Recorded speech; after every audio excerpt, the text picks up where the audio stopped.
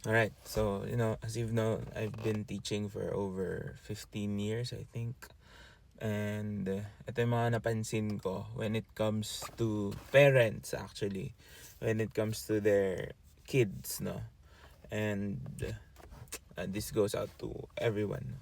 Okay, so there are parents who are very, very supportive, no? Sa kanilang mga anak, no, when it comes to lessons, no, talagang very hands-on, nakikipag-usap sila sa teacher, alam nila yung routine ng bata, ano yung mga kailangan gawin, ano yung dapat na sabihin, no, minsan to motivate their kids, no. But there are times where I encounter parents who are not really interested, no.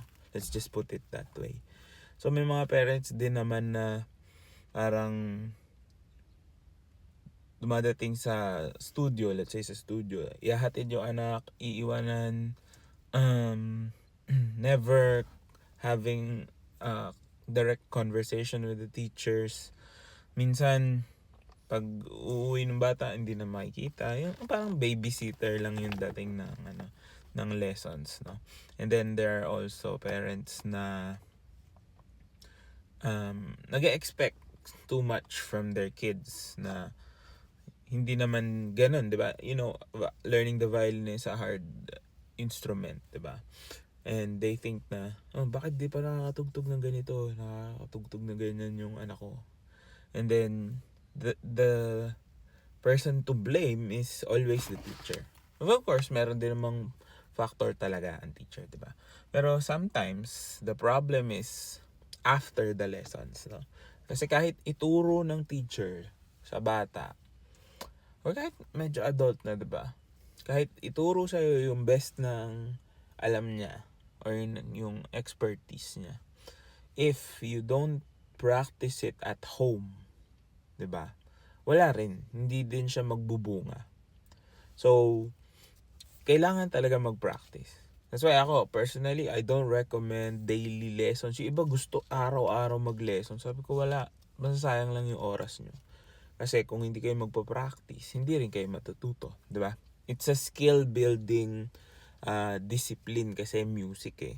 Hindi siya yung memorizein mo lang na bubugbugin ka araw-araw na lesson, makukuha mo. Yes, makukuha mo to a certain extent, pero hindi siya yung talagang gagaling ka. Kasi ikaw talaga yung magbibigay nun. Now, for younger people, excuse me, with their parents, no, yung supervision ng parents nila. Minsan, sasabihin ng kahit ako tinatanong ko, may mga parents na gano'n, nakapag-practice po ba si ganyan, student? Hindi eh, marami kaming ginawa, ganyan.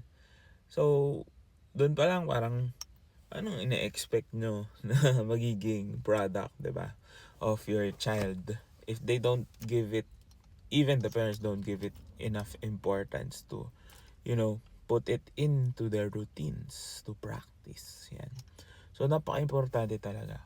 Sabi nga, no, if you read through, like yung Suzuki books, 'di ba? There's three messages that Suzuki left. One is for the teacher, one is for the student, and the last one is actually, I don't, for the parent. No? Ganun kahalaga. Kasama yung parents sa progression ng mga bata, sa mga students, 'di ba? Kaya it's really important that you follow up with your teachers. Alam mo yung nangyayari sa ginagawa ng anak nyo, 'di ba? I had so many experiences na meron pa umabot sa point na tinithreaten ako ng parent dahil hindi daw makatugtog yung anak nila. And then, I just asked the right question. Sabi ko, "Sir, nagle-lesson kami, okay. Pero napapansin ko ganito, parang may yung naituro ko this week, may hindi siya nagigets. So, ano po bang ginagawa sa bahay?" Yun. So, lumabas din yung reality na hindi nila pinagpa-practice. Kasi daw marami silang ginagawa, ganyan. So, sabi ko, kailangan po talaga mag-practice. I don't directly say kung ilang oras, like, you can ask all my students. I always tell them, basta mahawakan mo yung instrument, especially for beginners, di naman kailangan mahaba yung oras ng practice. Kailangan ma-enjoy nila, kailangan mahawakan, masanay, di ba? Pero kung hindi mo nagagawa yun, I also had students na nakakahawak lang ng violin pag nagle-lesson kami, no? Whether that's one-on-one, whether that's a classroom style na orchestra teachings.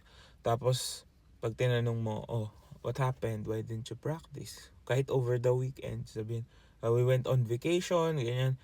Every week, vacation. So, di ba? We have to be the ones to build their habits. Kids don't know exactly what they need to do. Kahit sabihin mo, kahit isulat ko yan sa practice notebook nila or what, sa assignment notebook nila.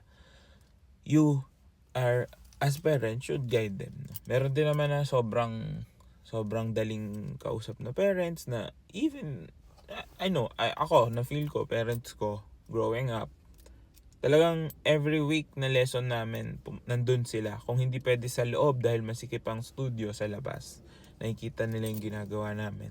Then after, kinakausap yung teacher, no? Ako, I personally try my best na after every session, I talk to the parents, no? Kahit online yan, basta yung parents ang nag-enroll sa akin dun sa bata. I try my best to give feedback. Okay po yung lesson namin yun. Ngayon medyo malungkot siya or kung ano man yung pinagdadaanan ng kid, diba? Just to make sure na makuha niya yung best.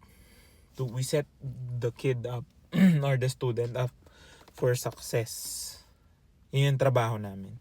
Pero hindi namin trabaho na pabayaan sila na practice ka, hindi, bahala ka. Hindi ganun, no?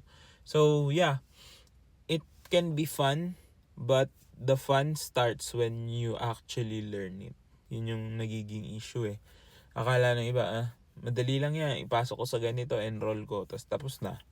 No? Without knowing na, okay, they need to put in the work outside of the lessons. No? Kaya hindi rin effective nga na araw-araw kasi hindi ka matututo. Diba? Hindi magiging masaya para sa'yo yun kasi isi-spoon feed ka, 'di ba? Hindi ka makakagalaw sa sarili mong mga paa pag ganun. So, hopefully mga parents na nakakapanood nito understands that your role is to motivate your kid, to make them practice more kasi doon talaga papasok yung progress, no? You can't expect even the best teacher, kahit magbayad kayo ng sobrang mahal, kung hindi naman din mapapantayan ng practice and support from other factors. Kasi nga sabi, I forgot the book that I read. Sabi nga, teachers spend, especially music teachers, no? We spend like an hour with your kids, diba? As teachers. And the whole time na wala kami dun, yun yung mas importante. That builds skills, that builds habits eh. So, kung hindi mo hahayaang mag-practice, no? Hindi naman kailangan pagalitan eh. Kailangan lang, practice ka or ingrain nyo sa routine nila na, okay, in the morning, before you go to school, for example, pwede ka mag-practice or after finishing your assignments, you hold your instrument, mag-play ka dyan, diba? Maraming ways eh. Hindi naman kailangan yung sobrang higpit na disiplina na parang pag di mo nagawa to ganyan. Hindi naman kailangan pagalitan. But you have to support them.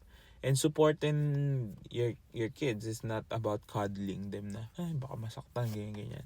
It's about understanding what they need to do para gumaling sila. So sana makatulong to sa inyo and good luck.